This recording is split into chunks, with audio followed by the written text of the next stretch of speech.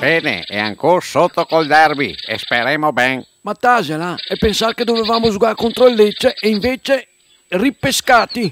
Sarebbe il caso di dire che l'ha ripesgati. No, ripesgati, te che ragione.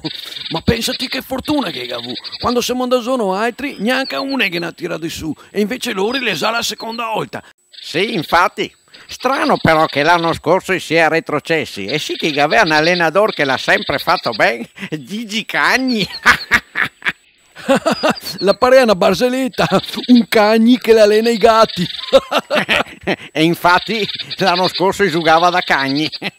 Beh, va là, dai, non stiamo a ridere tanto, va là, che ancora sarà dura.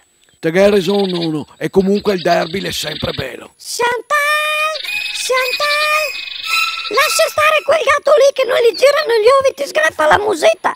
Non vedi che fa la gobba? Vieni via, che non mi pare neanche tanto netto.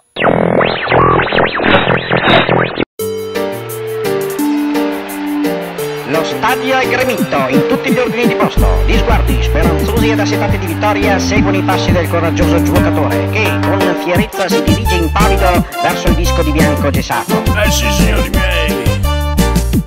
Ciao, sono Monica. Una canzone di qualità. Tutti quanti sanno cosa lei che conta, perché quel che conta è soltanto il gol.